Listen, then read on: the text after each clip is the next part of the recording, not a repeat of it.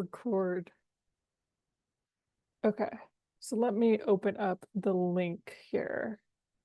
So feel free to start asking. Maybe, you know what? Let's do things a little bit differently. How about we raise your hand if you want to start asking Dr. Harrington a question? We'll switch it up today. Yes, Chase. Yeah, thank you so much. I know that I think it was either last session or the first session, we talked a little bit about the domestic problem. And I think some of the international space assumes that like the delegates and the officials who are going there can act in good faith and will go back and be able to convince their domestic audiences of, you know, all of the things that they have agreed to. I'm curious, there seems to be usually some level of gap between like that good faith bargaining that's supposed to be occurring and then the reality as you illustrated in like the first session. So what have you noticed about the interaction between uh, delegates who are negotiating, the, I guess, general treaty environment, the treaty negotiation environment, and its relationship with local non-governmental actors or civic engagement movements in countries that could properly operationalize, some of the talking points and get some of the buy-in uh, for to kind of solve that domestic issue. That is such a great question, Chase. So I think it's a really important one, and it does highlight a level of kind of how the two systems operate, right? So we assume that every country that comes to the negotiation table comes in at least the good faith belief that not only can they make a contribution when they're actually negotiating, but also that they can then take home whatever document is negotiated and ratified it. There are, of course, some times when that is a bit questionable, and there are some times when we may know that countries will face a very stiff battle at home. The way that we typically look at them is that they still are part of the community and they're still going to negotiate and be respected, etc. But there may be a bit of underlying tension in terms of like, the value that we put on some of their participation or their viewpoints when it gets to a really sticky level. Um, it is problematic to say across the board how countries include their different NGOs and other civil society actors in negotiating and in trying to work um, with outside non-state actors before we actually have a treaty. So there are some countries and some countries that I advise that have meetings at least once, if not more than once, before each of the sessions, the negotiating session. So they will sit down with members of civil society, get their viewpoints, present, or I will assist them in presenting what has happened at, say, INC5, and then what that means and what the steps are going forward to get a sense of what the positions are in the room, which typically is comprised of actors from public and private sector. And to the best extent possible, people like waste picker representatives, etc. Other countries are not necessarily as open. So it will be much more of a governmental decision on the idea that the state is the paramount actor in international law. Um, or sometimes we see a focus more on the business side. So incorporating business ideals and business interests in a way that perhaps the civil society organizations might be a bit less listened to, but the business aspects are more highlighted. So it does depend on the country.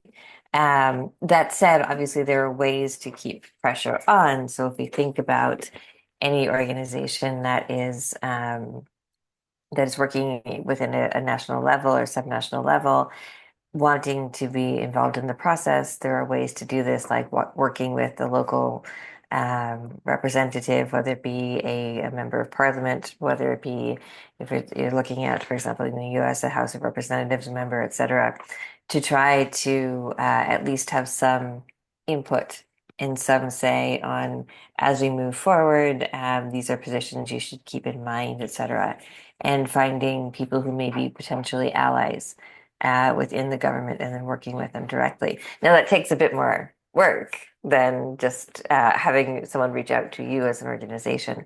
But it does happen. And it is a really important aspect because I think I said this the first lecture, there's a very big difference between negotiating internationally and then taking a treaty home and that process. And the process looks different everywhere. The process of ratification looks different everywhere. And when it does, then it means it's difficult to say across the board, you should do X, Y, and Z, or you should incorporate a number of different actors because the process is so different. So that's the other thing we have to be aware of is how to tailor it so it's relevant, but then it's also still able to include as many voices as possible. Hopefully that was a good answer for you, Chase. If not, obviously, please let me know. I'm happy to continue more. Yeah, no, thank you so much. I think that was really helpful in kind of like understanding that because yeah, it does seem like there's at least 150 ish members of the UN, and at any given time in a treaty there are dozens of people, so there's dozens of different ways of getting information up and down. So yeah, exactly. No, exactly. Good. I'm glad. But other questions, please keep asking them. Definitely. Sometimes it can be chaos. I know it can be. I see Joshua. Yeah. All right. Thank you very much. My name is Joshua Nathaniel. I am joining in from Nigeria. I've had a nice time listening in the two previous sessions. So I have just two questions. One has to do directly with the structure of this training. So I want to know, will there be materials for someone like me who would like to always make references to this training, is there any knowledge material I can always read up on, to get a wider understanding of this training and all it seeks to cover, so that I can always look that up, and refresh my mind and everything. Then secondly, I belong to the National Task Force for Glolita Nigeria. Glolita is a partnership project funded by the government of Norway, IMO and FAO. Yeah, so in the course of addressing the plastic issues, ocean plastics in Nigeria, we've had to work with the national stakeholders. For instance, FAO is a United Nations body, and they work directly with nation states, just like you've been talking to us about just countries having to ratify, conventions and treaties and all that. But then there are issues with, the political will to implement some of these treaties. So how does NGOs or civil society organizations, how can we help, to bypass certain barriers to make sure that communities in the front line, of these challenges are, taken care of, that the communities are heard, because sometimes we feel that these things are real, like the environmental issues, especially marine plastics, is a problem, that the stakeholders, the national stakeholders know. But then we try to create strategies that will allow communities to work together, so as to avoid the barriers that come from the top to the bottom. So I don't know if you understand what I mean. So most times when we try to engage with the UN organizations directly, it becomes impossible because we have to walk through the national focal points, and at that point, we always have issues because of politics, or probably because there's no political will to, get these things implemented. So is there a way civil society organizations can navigate through, hurdles like that to make sure that at the end of the day, the impact of the treaties or the objective for which these treaties were made, are met? Thank you. Thank you very much, Joshua. I think for the questions about availability, I will defer to resource availability. I will defer to Shellen and Himena and everyone else in CYMG, but I am happy to provide information, and then if we can make it available, that's good for me, but I would defer to them. For the question about civil society, it is a great question.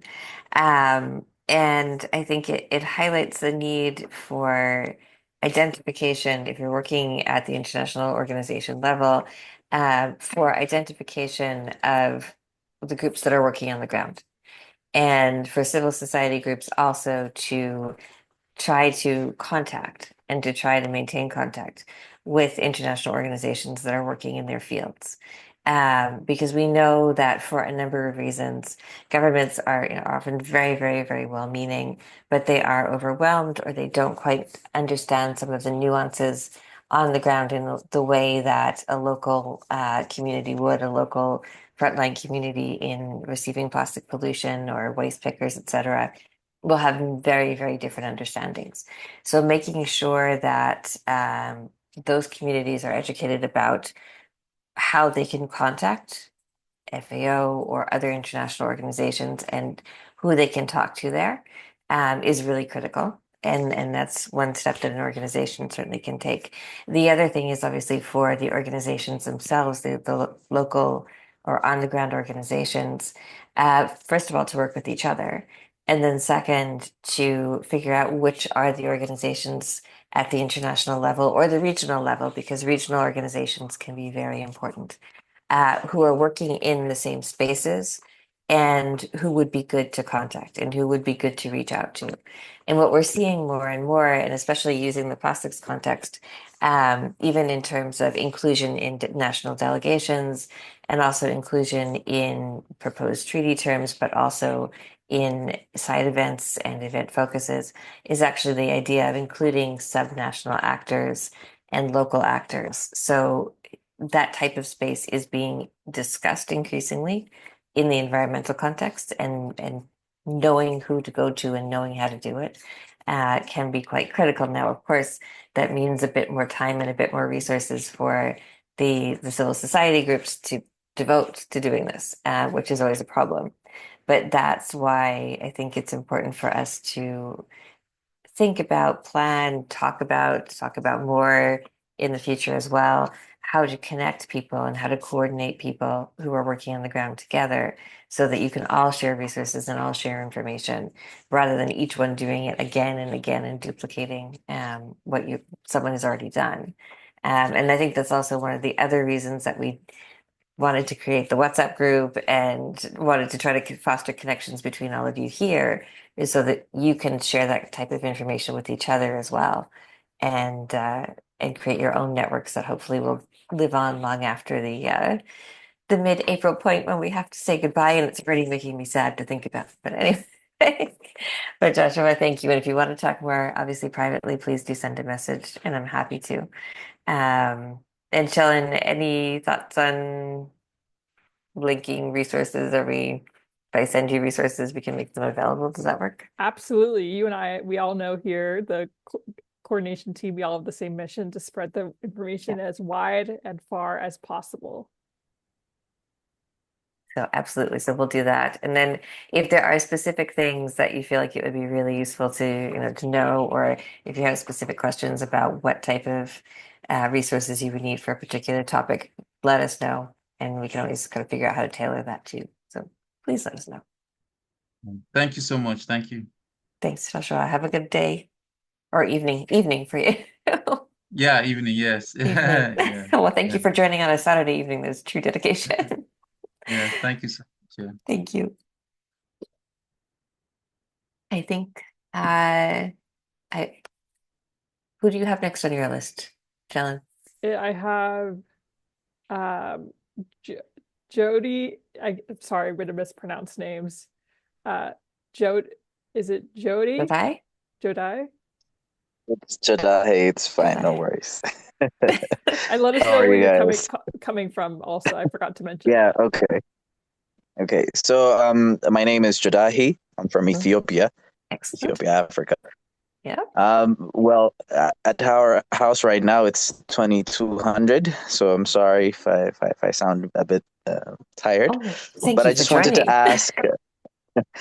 No worries, no worries. I just wanted to ask maybe first off from how regional, I think you already mentioned how regional integration of different actors is really relevant. So one of the ways I think one of the implementation of our treaties could really benefit from is, for example, a regional blocks like AU or other institutions that could potentially support or engage in different implementation or ratification of different, legal infrastructures of the UN. So, is there any means of at least trying to work with such, big blocks like AU and other, as I said, organizations to further, engage in ratification or implementing some of the ideas in the UN level? I think that's one of the questions that I want to ask. And the second thing is, I've been involved in climate world, and one of the things that I realized is that the countries that were recognized in Rio as developing countries, including China, India, and other developing now currently like-minded countries are competing resources as same as Ethiopia and other least developed countries, and that is going to be an issue even in the long run.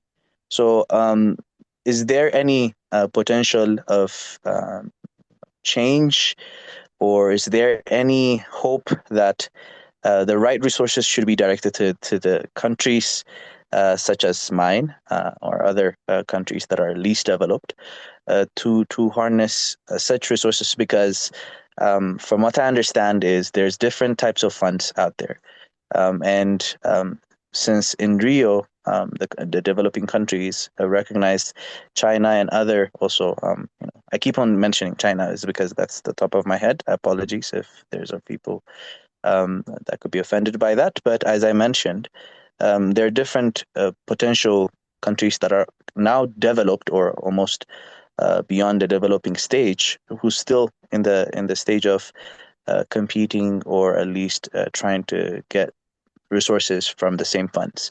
That is, of course, very tough for countries, as I mentioned, like Ethiopia. So I just wanted to share, I just wanted to ask that in any way or form, so that you would respond as your personal statement or maybe even institutional wise.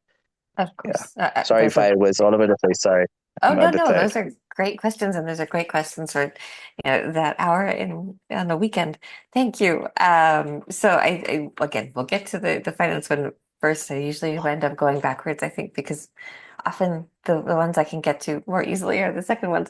So I think first of all, with the financing and the resources, this is why it's really critical as we move into 5.2 that this discussion we've been having since really the beginning of certainly the plastics dialogue about finding where we should put the financing mechanism and how we frame it and how we determine things like eligibility, et cetera, is critical. And this is still something that's very much up in the air.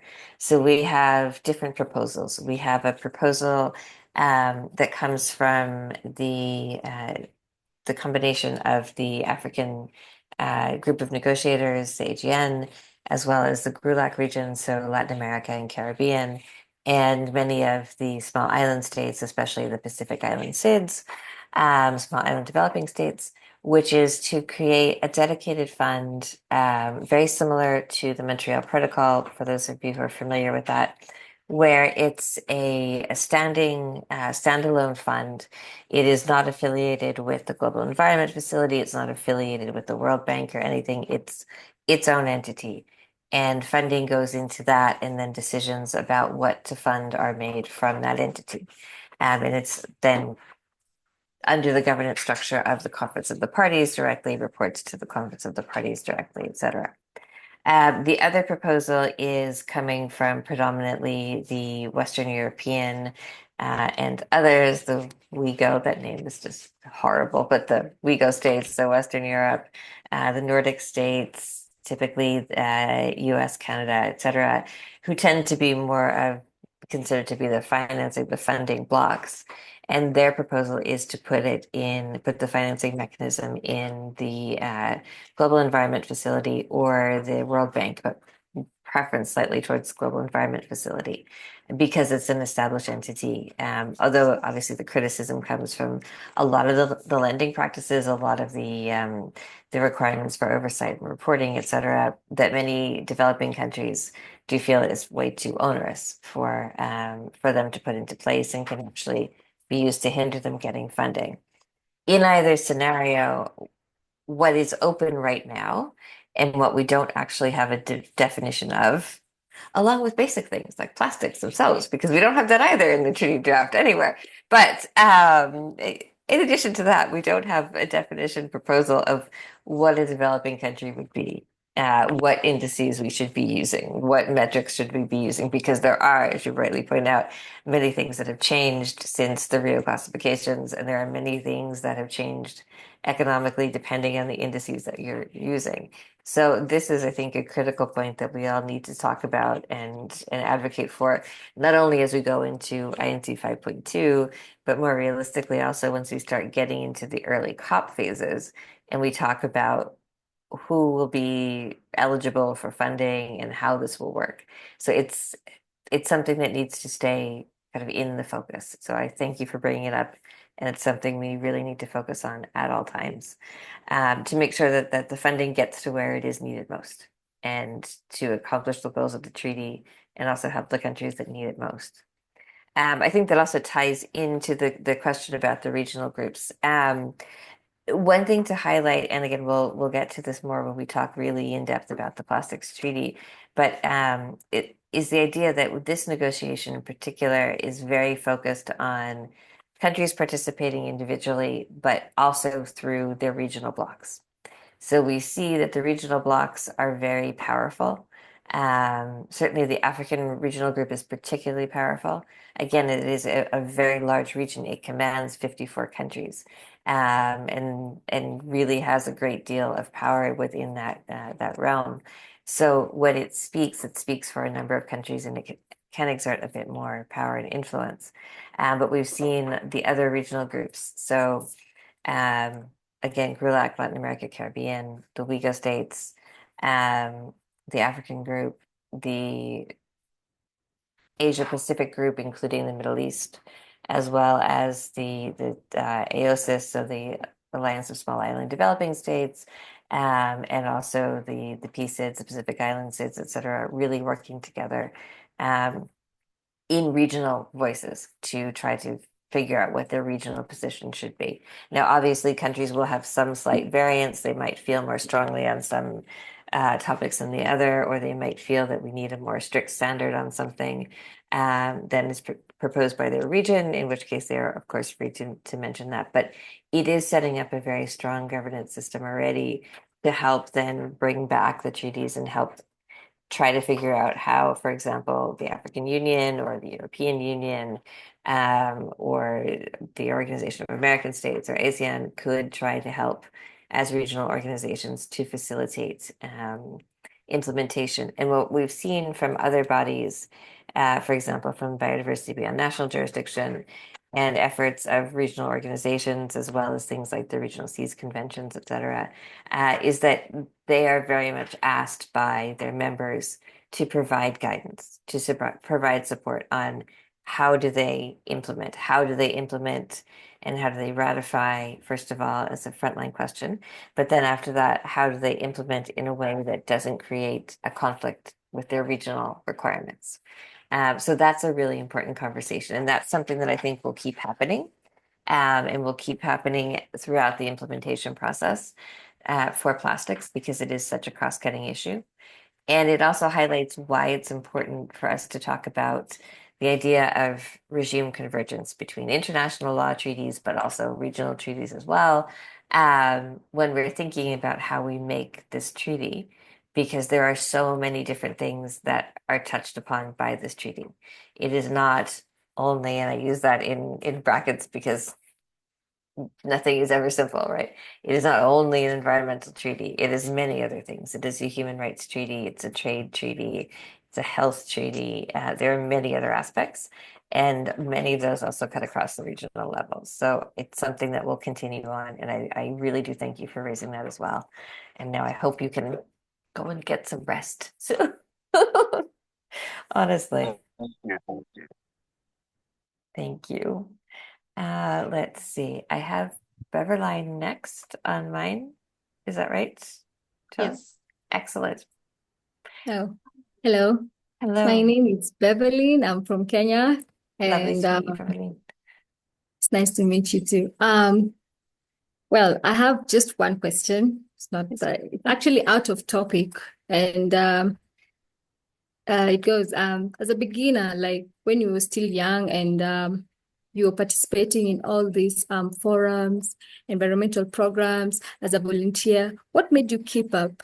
Because sometimes it can be so much. Because personally, as I attended the first session that we had, I was a bit, I couldn't Yeah. keep up because it was a lot. You were mentioning some abbreviations that I've never had before, and I'm not gonna lie, I'm I've sorry. had them. I've never Yes. had them before, so sometimes it can be hard to keep up. So, what can you really advise for one to like keep up? Like, what can we look at as a beginner? That's an excellent question. It is. And I think even before like giving any resource suggestions or anything, um, what I would encourage you to do is ask. Like, don't be afraid to ask because we were all in those positions. And I distinctly remember in the age where I didn't necessarily always have a smartphone with me, trying to figure out what acronyms meant. And it was much more difficult, not to age myself, but it was much more difficult because I couldn't just look it up on my phone. But always ask, always, I think, know that everyone else, most people in the room, will be sympathetic and will be happy to just answer, what does a cop mean? What is this? What does that ask?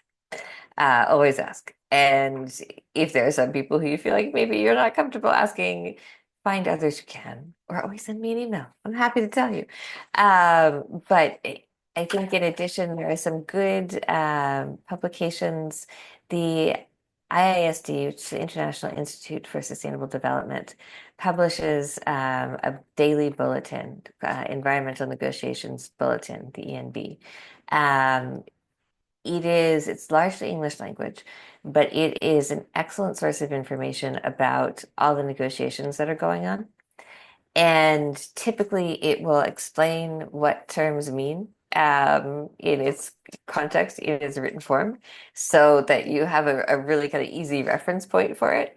And it also then keeps you up to date. I mean, we all read it. I read it. Everyone winds up reading it because even if we wanted to, and even if we had no problem being away from home for all of the year, there are meetings that just happen one on top of the other, and so we can't always get to both of them or all of them. And so we tend to read the bulletins, but they're really good ways to figure out what's going on. So I would say consult that first, and then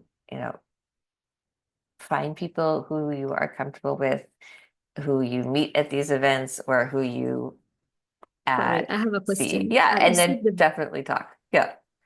you said the bulletins, like I didn't get that. Yes. So I think, Shalyn, did you just put it in the chat? Yeah, and I'll put it in the group chat as well. Perfect. Yeah. Okay, okay, thank you. Also, just but to add CYMG as well. yes, and you, of course. Yes, all of you. Thank you. No, of course, absolutely. But if there's something, also that you hear an acronym for and you don't know what it means during the lecture, please just raise your hand and ask, please.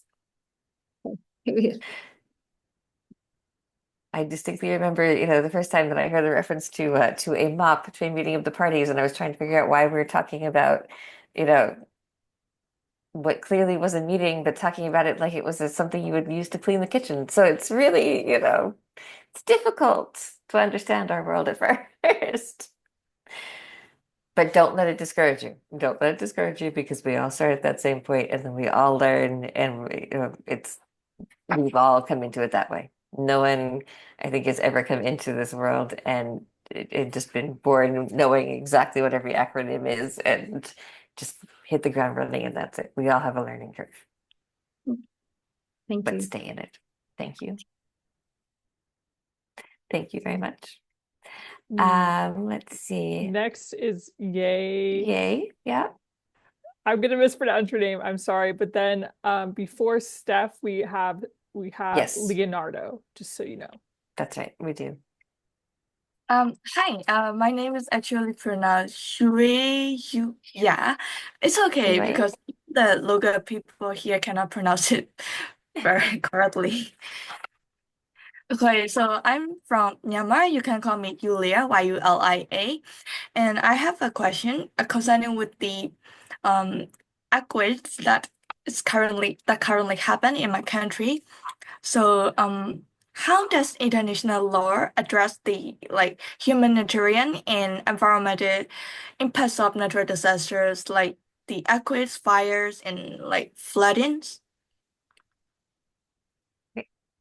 perfect. First of all, again, we all send our heartfelt thoughts and condolences, and it is a tragedy, and we hope you're safe. We hope that your family is safe.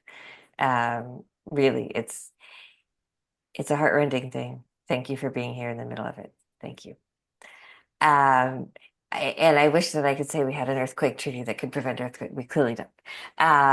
But what we do have are a number of I should set out the idea that international humanitarian law is different than international human rights law.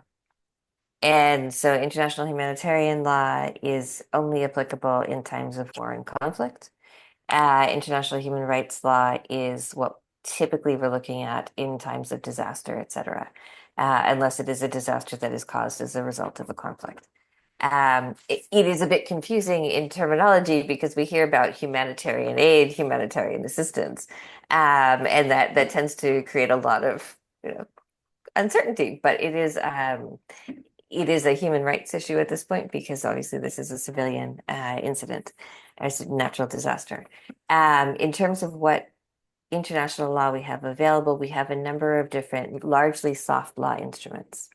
So we have some things that are linked to climate change, like the Sendai framework. We have many different treaty and international agreements, either bilateral or multilateral, on providing aid within a region. The regional groups themselves typically are the ones that will provide assistance. And then there can be authorizations, for example, from the UN, from either the General Assembly or the Security Council to provide certain types of assistance, whether it is questionably named humanitarian assistance, so providing, say, access to food, to water, to blankets and other supplies, tents, etc., or asking that some aspects of one of the UN agencies go in and provide assistance. That's one thing. But there is no treaty itself that says in the event of a natural disaster, this would be the standard protocol. So it is difficult in that way.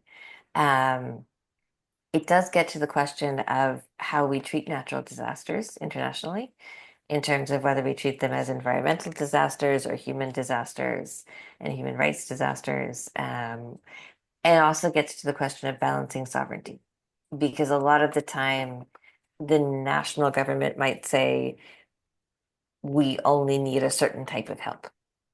We don't want help from certain countries. We don't need certain types of assistance. We only need one particular thing or several particular things. So that's where we also see the stress and the effort to balance it. And that's why we don't necessarily have a treaty that would talk about disaster relief per se, because each country very jealously kind of guards its sovereignty in terms of determining what type of responses would be had in a natural disaster situation, which is, I know, not a really helpful answer in terms of figuring out how to get assistance to anyone on the ground. Unfortunately, that is the way that international law views it as such at present. There is a slight difference of handling for things that can be linked to climate, certainly in terms of funding and funding availability. But things like earthquakes are typically not considered to be linked, at least scientifically not at this point, with climate change. So it is something that is very much up to the national government and then the international community and the regional community as well. And also the neighbors. Neighboring states are usually like the first ones that offer assistance because they're right there.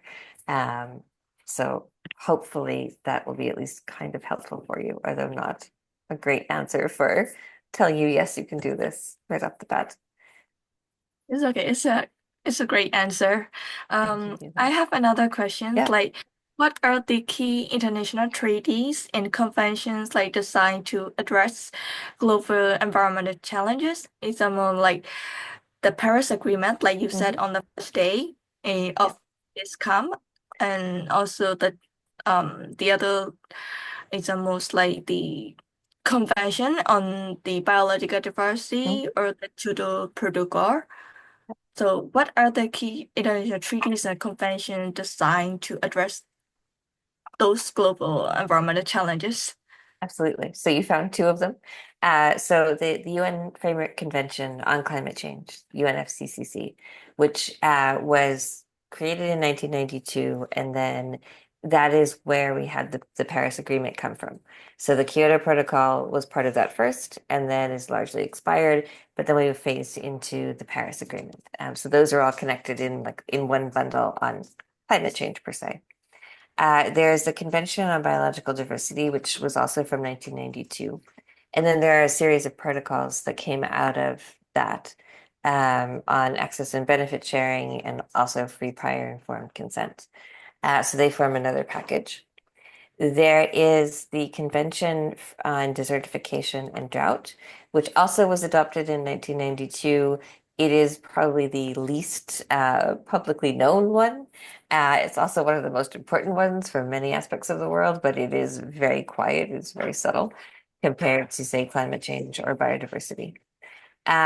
We then also have things like particular environmental issues with animals and species. So things like the CITES Convention, which is on the international trade of endangered species, and the Convention on Migratory Species.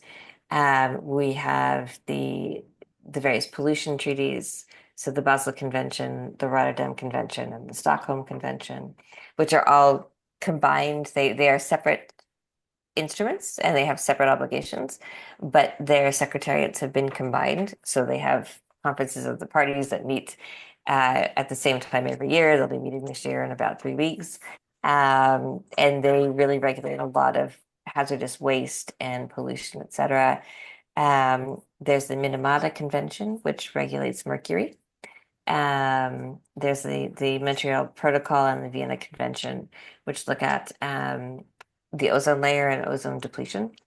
And then there are many others that look at specific species or aspects of oceans, especially governance, regional seas conventions. Also, as someone just pointed out, wetlands, so Ramsar, the Ramsar, RAMSAR, Ramsar Convention, which is one of the oldest environmental law conventions that we have, along with the CITES Convention, which looks at the protection and designation of wetland areas as protected zones in member states. And also, I should just point out there are provisions under the UNESCO designation. So for World Heritage Sites, there are also environmental World Heritage Sites as well, which tend not to necessarily be talked about in the same breath as other environmental treaties, but can also be very important for preservation. Thank you so much. You're welcome. I know that was a lot. So that's why we have the recording, first of all, but then also if you need a list, we can also do lists.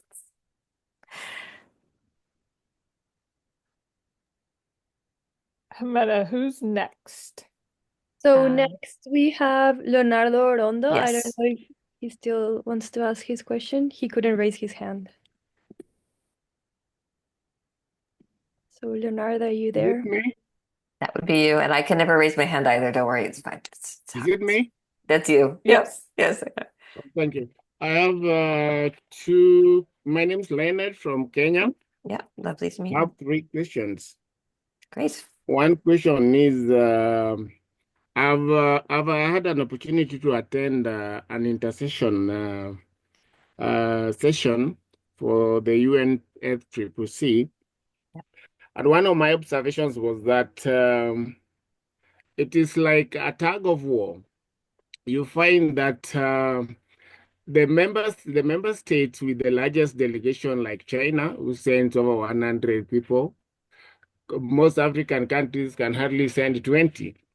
You find that the US sends so many people, and the same several other countries, and that also goes to indicate the strength of their negotiating power.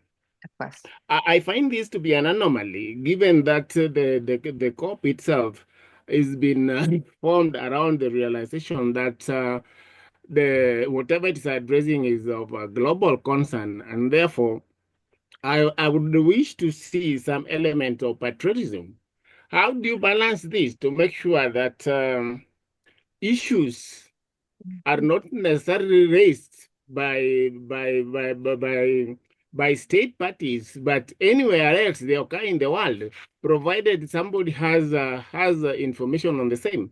Like if you go to litigations, for instance, most of the people from the north are working in Africa, and they can see the issues that actually fall within the ambit of environmental litigation within international environmental law. Why can't they be encouraged to raise those issues, even though they don't come from those member states? Then finally, I have an issue with the African group of negotiators. You have rightly pointed out that the African group of negotiators, let me put my video off a bit. The African group of negotiators is a very powerful as far as negotiating for the African cause is concerned. But you recognize that the African group of negotiators are really not composed of member states. They are non-state actors. You find that when you come to Africa, the AU does not come to the international negotiating platform as a representative of Africa, which I find to be a weakness for the African continent. Then you find also that the same AU actually is unable to coordinate the regional bodies, which you rightly pointed out earlier, that the regional bodies also have a role. You find that if you come to Africa, we have the REX. The AU has given responsibility to the REX, but does not coordinate them. So I see that is a case I present for the our African group of negotiators. I think the AU should join to negotiate on behalf of member states. Thank you. Thank you very much, Leonard. I think, again, it's basic how this works. To get to the last point first, because it is kind of easiest to address in a very strict way. The only entity that is allowed to, well, there technically are two. There's one combination of Pacific Island states, but primarily the only entity that is allowed to come as an organization per se and be present and represent its member states at a negotiation, certainly for plastics, but in many other contexts, including climate as well, is the European Union. And the reason for that is that the European Union is technically not a regional organization. It's what we call a supranational organization, which means that when, as we all know, when countries join the European Union, not only do they join the monetary union and the diplomatic union, but they also give up a certain amount of their sovereignty, and they agree to be subject to the actions of the European Parliament, for example, with certain exceptions, European courts, etc. So they have given up a portion of their sovereignty to the EU. And that is why the EU is able to negotiate as a bloc and be present as a bloc, representing its members. Even then, the member states have the ability to come to participate, to speak in their own accord. For example, France or Belgium, etc., and they do. It's just a question of controlling the voting rights. And so the EU has a block of 27 voting rights, votes that it can exercise, but even then it can only exercise it if the countries are there. And if a country isn't there, typically it cannot exercise that country's vote.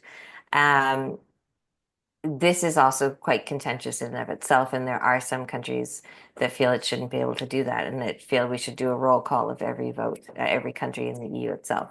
So that's why the African Union cannot actually be the representative. There is the African Regional Group of Negotiators, which is convened in association with and with the support of UNEP as well as with AU, etc. But all of the regional groups that are created, so GRULAC, WeGo, the Asia Pacific Group, etc., they're all independent of the regional organizations themselves that we recognize as being international organizations or regional organizations. So the Organization of American States does not have a presence. I mean, they do diplomatically, but they don't in terms of negotiating for their members. The same with ASEAN or APAC or any of the Asian regions. The EU is just that weird outlier there.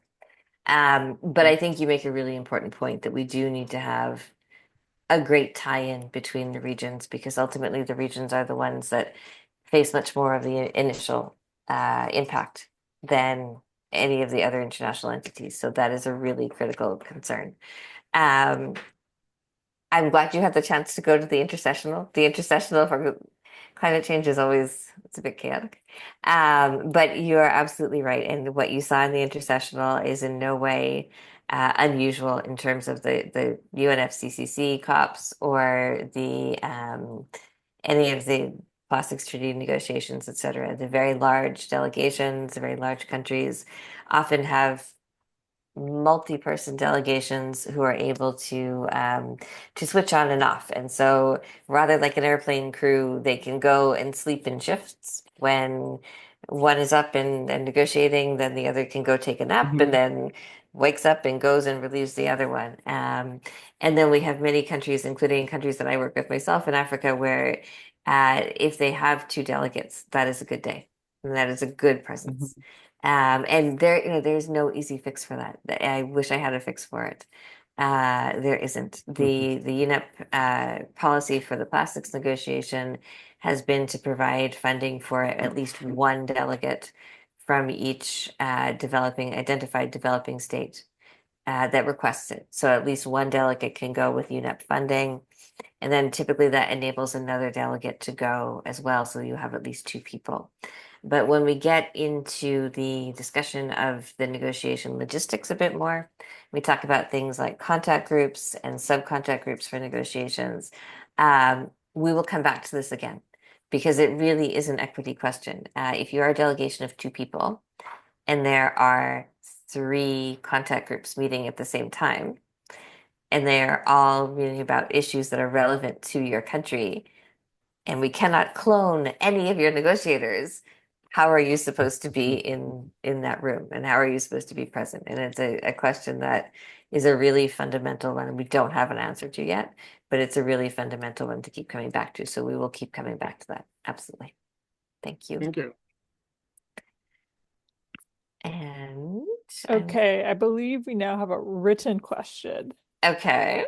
So I would like to know whether treaties are permanent or can they be modified over time? What are the key legal and diplomatic processes involved in updating or renegotiating an existing treaty? Wonderful question. It is a fantastic question. So treaties are theoretically permanent. However, they typically can be amended or updated. Again, the first thing we need to do is look at the text of the treaty itself to see what that text says about, can we amend something? Can we adopt an annex? Can we modify? Now, typically a modification would be through an amendment. If it is silent, then we go to things like the Vienna Convention on the Law of Treaties, which I think I talked about in the second session, briefly at least, which looks at a default rule. So it's a set of defaults for treaties. If the treaty is silent or doesn't fully explain something, we can use that, provided the treaty at least says something about this is subject to the Vienna Convention on the Law of Treaties or the like, or makes reference to it. But yeah, absolutely, a treaty can be amended, and the procedure will typically be set out either in the treaty itself or in the rules of procedure, or both. But what will have to happen is a state will have to propose the amendment. So the Secretariat can't do it. Typically, it has to be through a state. And usually that state will have talked to a number of other states to make sure there is actually support for this beforehand. Typically, it has to be a proposal for an amendment that would be in writing provided to the Secretariat to disseminate amongst all the other members at least 6 months before the next Conference of the Parties meeting. So if you look, for example, for the Basel, Rotterdam, and Stockholm conventions, which are meeting later in April, there are several different types of amendments on the agenda, and they all have been provided within the past, well, within 6 months of April, so towards the end of last year, to the Secretariat. And that then gets shared with all the member states, and it becomes a debate and discussion. Typically, there will be a higher vote requirement within the rules of procedure. So you'll need to have a higher amount of votes to amend a treaty than you would to have a standard decision from the Conference of the Parties. But it is entirely doable, and we have seen these things happen in many different treaties. So, especially in the environmental context, where we do often assume that things will change over time, that our scientific knowledge and our technical knowledge will change over time, it is not unheard of to have amendments at all. And we just have to make sure that if we're talking about them and we're looking at them, they comply with whatever the terms are in the treaty itself in terms of what has to go into the process. But it's a great question. Thank you. Great. I think we're back Steph? to Steph. Yes. Steph. Hi, hopefully you can hear me all right. Oh, I'm yes. Steph. I'm from the UK. Hello. And I've got 3 questions. So sorry, and ask if you need me to repeat them. Perfect. So this one's just sort of a general personal opinion thing. So as someone who's been able to go to these negotiations, what's your opinion on online negotiations? So of course, on this course, we're all heralding from across the world, and some may view it as, you know, less eco-friendly for people to be jetting across to get to the negotiating table. I was just wondering what your opinion was on that front. As first question. Yeah. And then secondly, so I haven't gone to university yet. I've just left school, and I was wondering if you had any advice on the best way to get into sort of environmental negotiations. I attended another like online meeting with some of the younger COP29 delegates, and someone suggested having like a science background, so perhaps a STEM degree, but also like a good understanding of law. So maybe doing a law conversion or something, but of course that's quite a long process. So I wonder if you had any thoughts on that. I'll come to the third one in a minute. Okay, perfect. So I think first of all, you're doing the right thing in being here, because as much as it is helpful to have certain backgrounds for negotiation and participation, you don't necessarily need to have them. What I think you need to have more than anything else is the interest to be involved, and to know where to go for resources, to know where to go for understanding. Groups like the children and youth major groups certainly are really important for that. And then it's important, obviously, to find a way into the negotiations, because then the way in for the negotiations is often very difficult in the sense that to be in the room, you need to be accredited to or affiliated with, and then have formal nomination by either a state or an intergovernmental organization or an NGO or civil society member that is accredited with the UN. So that's a bit of a bar. So that I think might be the first thing I would say is become involved with the work of an organization that is present in these negotiations. And that way you will have the opportunity to then participate with them, and go with them. And when you go with them, it also then allows you to learn from others who are on the delegations, who have gone before, who have expertise before. So you're not starting off completely new and with no help at all and no guidance at all. That would be my main suggestion. And also talk to people like Shellen, like Jimena, like everyone who's associated with CYMG, because they all have their own roads to how they've been active in this. But then they can kind of share those with you, and you can figure out how to best adapt that for yourself.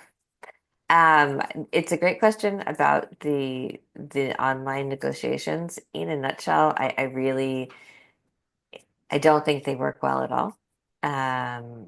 There is a need to be in the same room. There's a need to be in the same room to have conversations, to actually be able to walk by, step next to, and stop by someone and talk to them privately and understand their point of view in a way that you can't necessarily do when there is a computer screen between you. And also the way that the actual negotiations take place is really interesting because the negotiations take place in a very large room or in a smaller contact group room, but they also take place in the hallway. They take place in the corridor. They take place in the queue for the coffee, especially always the coffee, or the food, and in all these other places where you have informal meetings. You don't have a choice. Everybody is standing in the queue for coffee, and you wind up talking, and you might break down a bridge personally with someone from a completely different viewpoint, because you're both ordering a latte. And I know it sounds silly and I know it sounds simplistic, but that type of human interaction really can help us to then figure out how do we talk to people with different viewpoints and how do we get across to them our own viewpoint in a way that just sitting here with a set of remarks prepared on a computer screen doesn't.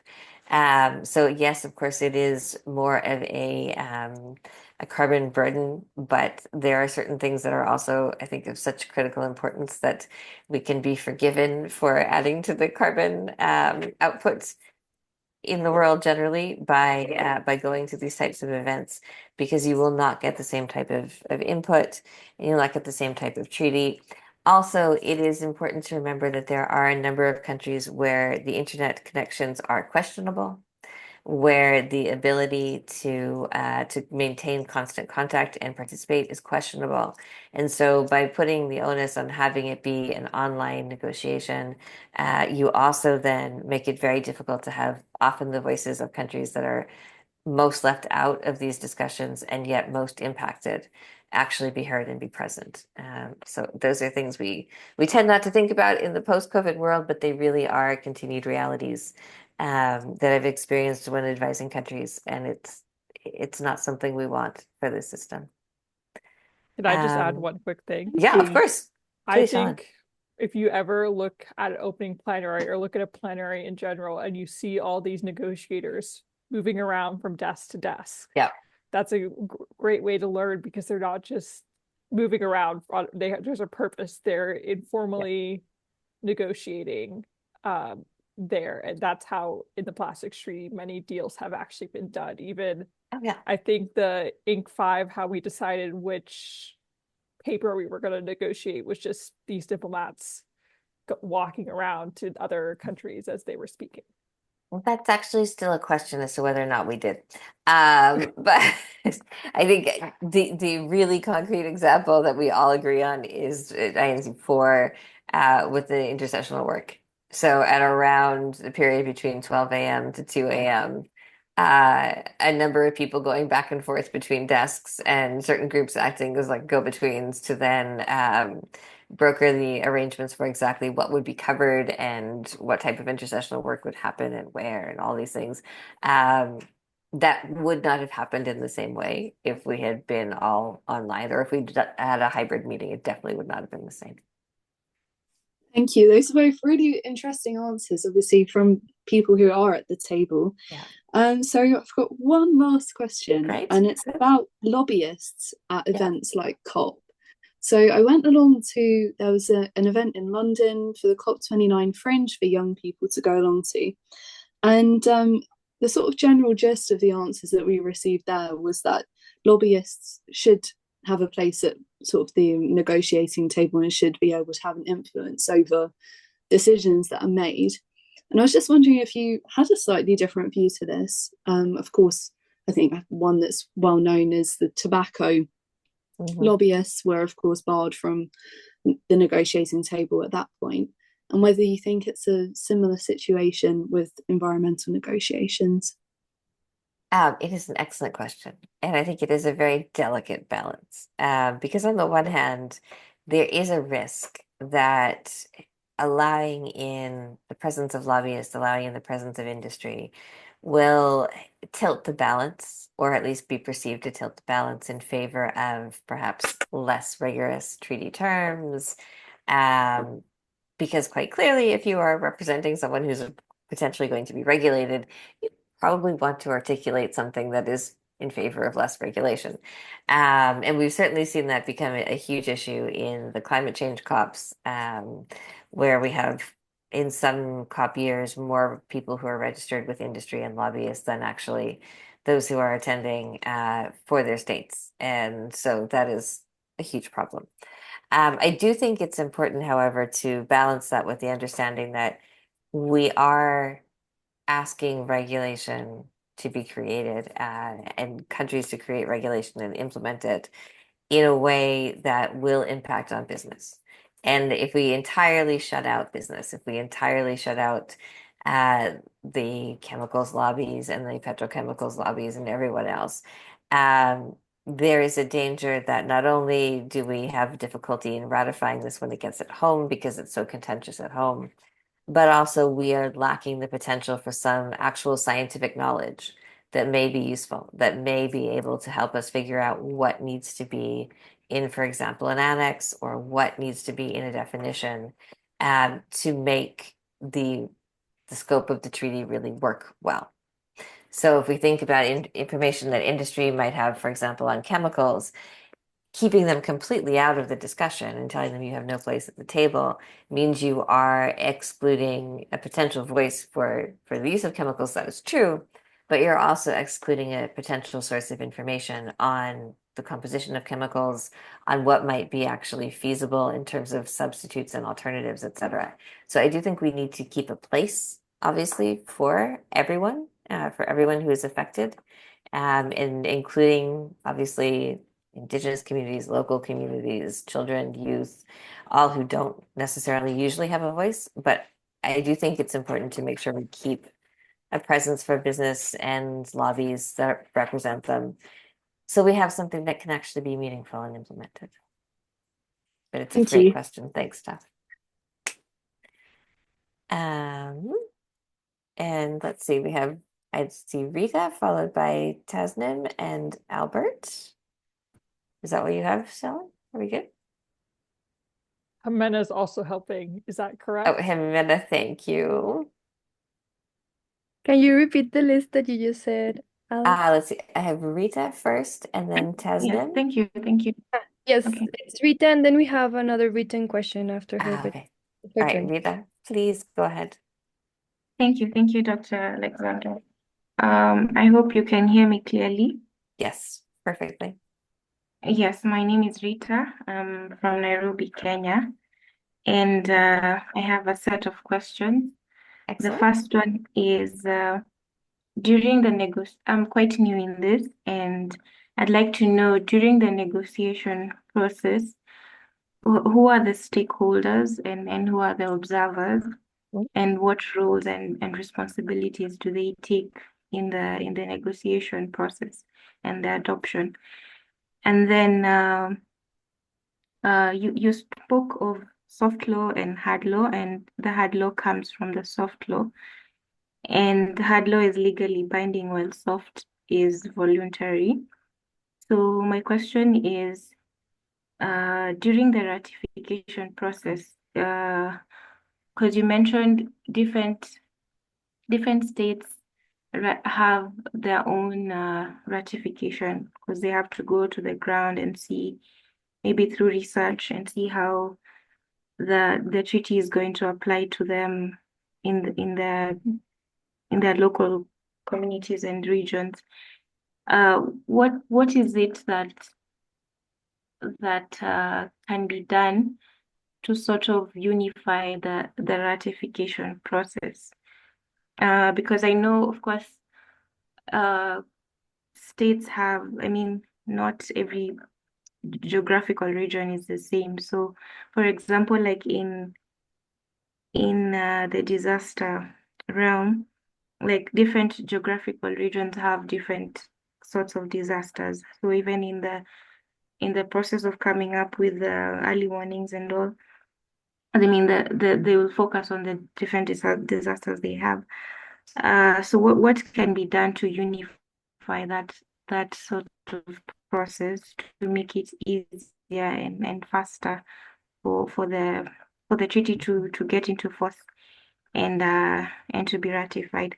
And then another question is, in the ratification process, are country, like if countries, say 50 countries adopt a treaty and it gets into force, are all these 50 countries supposed to follow the treaty by the letter, or are they going to pick out what fancies them and what they want to follow?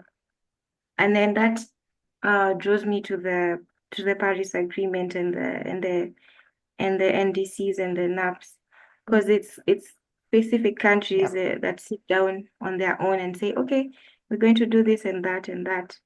So at the end of the day, you'll see some countries will have more ambitious goals and will work with different strength towards those goals. So my question is there like a set of indicators or targets set by these treaties, or is it the countries themselves that set these targets and indicators? Because when you look at the SDGs and the Sendai framework for disaster risk reduction, just to mention the two examples, they have specific targets and indicators that apply to all countries and all. I mean, that's what countries can use to see where they are at. So in the environmental agreements and treaties, are there such? I know that Paris has the NAPs and the NDC, so how about the rest, and how does that come about? And then the other question is,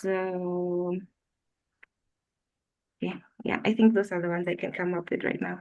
Thank you. Well, if not, you can always send more. No worries. So let's see.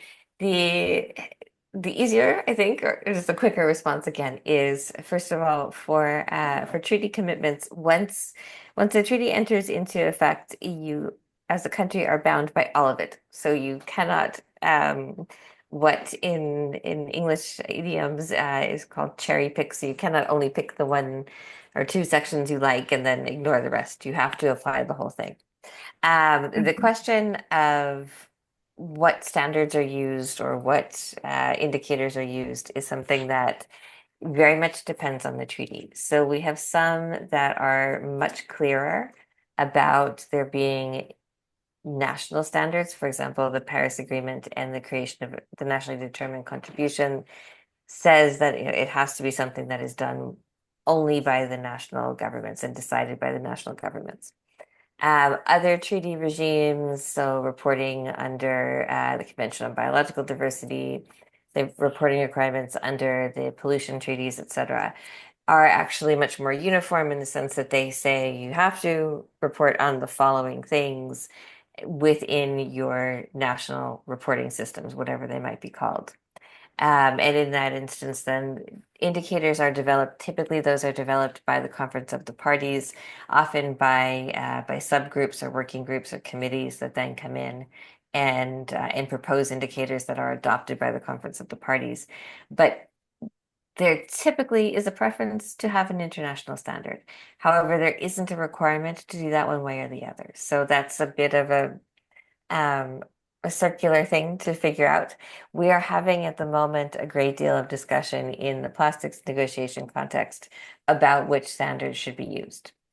So should we use something where only the countries themselves get to decide what goes into national reporting and national action plans, or is it something that should be uniform?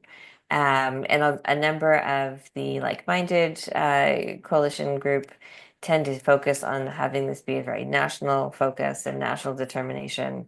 And some of them actually have advocated for using nationally determined contributions as the language to be used. Many others have advocated for a much stronger and international focus and scope.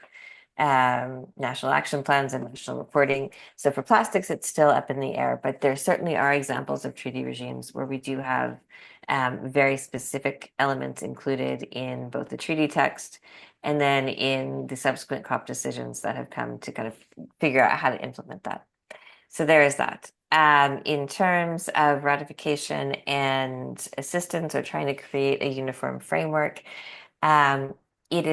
it's very difficult to create a kind of a fast track for ratification because each country's processes are so different from a legal perspective.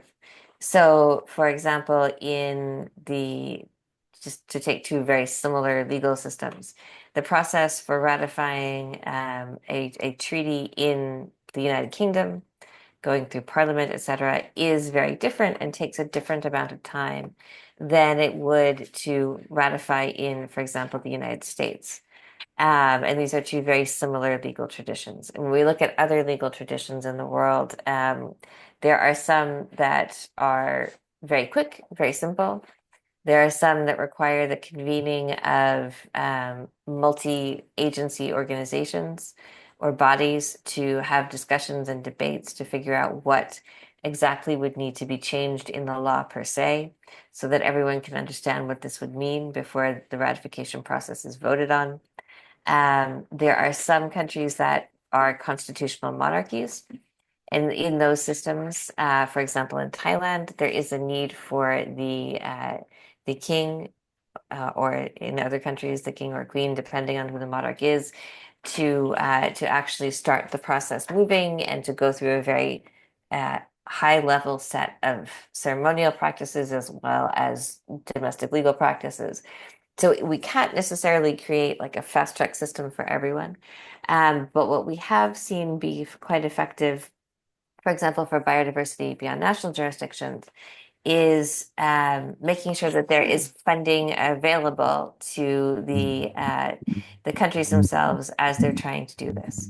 So, for example, although the BBNJ agreement isn't actually in place yet, there is a financing capability from the Global Environment Facility to give relatively small amounts compared to some of the larger amounts they might give to countries to assist them in solely the ratification process. So by that means we're giving extra financial support to countries so they can then move ahead and figure out how to ratify. That is most likely the best way to do it. And then also international organizations like the UN Environment Program, et cetera, are very active in trying to provide information and work with governments for ratification as well. So that's typically how we see it work. And in terms of stakeholders and observers, because I didn't forget the first question, stakeholders and observers are present. We will talk about much more about how they participate. Quite quickly, we are present. We are allowed to be there. When the states are speaking, we're often very much like children told to be seen and not heard until we have the appropriate time to do so. And so typically what will happen is in any plenary and many of the contact groups, we will have statements and positions advocated by countries first. And then afterwards, the stakeholders and observers will be able to participate and make statements. Typically, they're a bit shorter. And depending on some of the time pressures in the contact groups, outside of state context, you may not be able to make an oral intervention, although you may be able to make a written intervention. But we'll talk about this a lot more, I promise, Rita. And if you have more questions, please, over the coming weeks, please ask at any point or send a message and we'll answer more questions for you. Thank you. I hope that was helpful. Very much, yes. One Thank you. quick thought. Sorry, Rita. Sorry to interrupt you. Yes, Shalyn. We are 5 minutes to the 30. Do you want to go 2 hours? Do you want to cut it off at 5 minutes? I know it's difficult. Let's cut it off at the 3 hands that we have up now. Okay. I know there are a number of questions in the chat, so if you want to, we could send them to me and I can write out some answers and then we can share them. Does that work? Perfect. And to be very democratic about this.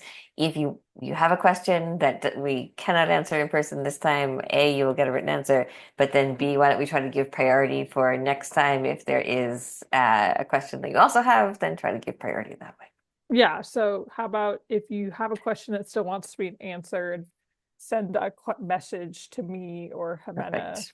or just post it in the chat. But let's do the last three. This time Perfect. flies by when you're having It fun. does, and we're having so much fun, at least I am. Anyway, Tasnim, I'm hoping I'm saying that right. If I'm not, you please need to tell me. No, it's Tasnim, yeah. Am I audible? Yes, please. Okay. So I'm from Bangladesh, and my question is mainly based on the discussion we have already have here, and it's about the funding of least developed countries and developing countries.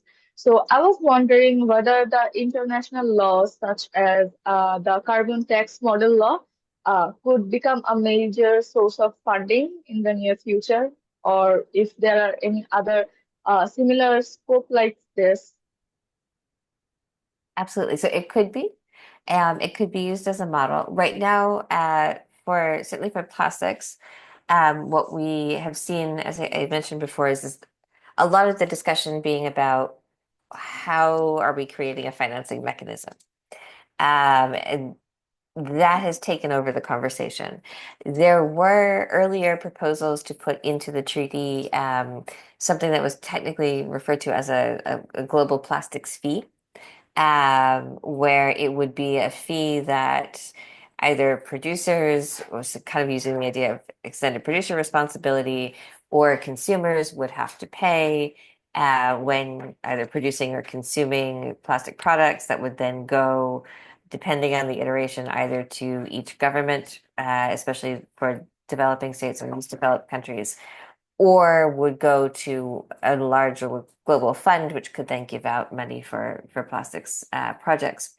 We have not seen that discussed that much since certainly INC4, and it has not been in the past iterations of the chair's non-paper, but it is an idea that is still out there. And we've also heard a number of different proposals for kind of innovative financing solutions outside of just figuring out who is responsible for giving the financial mechanism resources out. So we've heard about ideas, and again, I'm not necessarily endorsing any of these. I just want you to know what's out there. Ideas for plastics credits, ideas for creating a similar type of market in that concept. The idea of taking extended producer responsibility and making it more of a market-based system, which then would have a global implication. And then a number of different proposals for plastic bonds, for the use of green and blue bonds that include plastic connections, all sorts of things like that. So there are a number of proposals out there. If this is something that is of more interest to you, I'm also happy to think of resources that might be kind of helpful to see different proposals and studies, absolutely. But there are many things that are on the way, on the horizon, because there's also a sense, especially in the plastics treaty, and I think a lot now, given the global economic situation, that only depending on states to make contributions to a financial mechanism, it will be insufficient to solve the problem, and that we need to have a lot of private investment and private buy-in to plastic either reforms in the production process or to the idea of alternatives and substitutes, et cetera. So there will likely be a great deal more opening of markets as we move along. But thank you. It's a great question. I really appreciate it. And I think we move on next to Albert.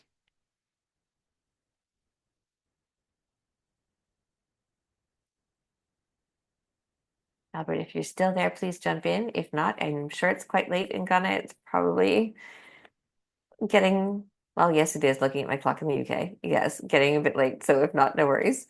Then I think I have Moaz as my next one. Chillin, do you see anything different? Nope, same one. Okay. I know it's quite late.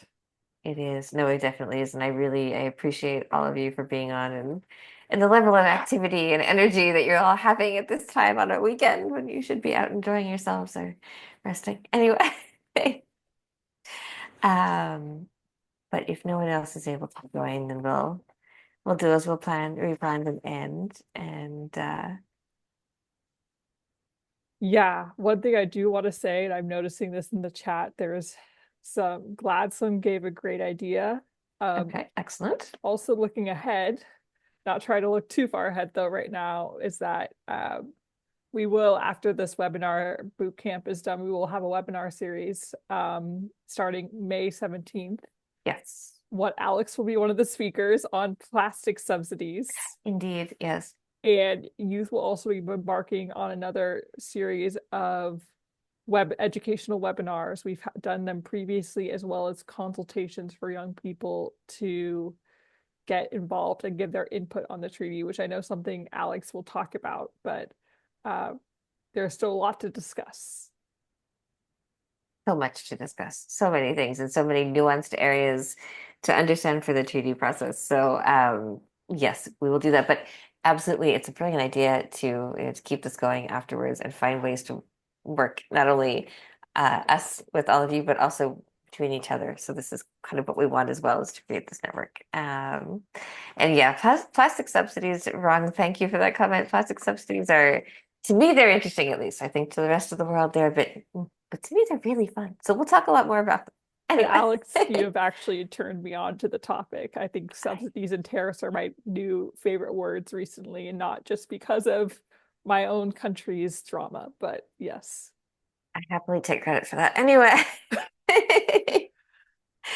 All right. So thank you all so much. We'll get answers for questions that are written down. And Sean, do you need anything else from me? Anything else? Any other housekeeping announcements? Tuesday, let's do this again. Week 2, let's go. Exactly. We will go. We'll have a great time. And in the meantime, all of you go and relax and enjoy a bit, please. Take care. And thank you. See you next time. Bye, everyone. Bye.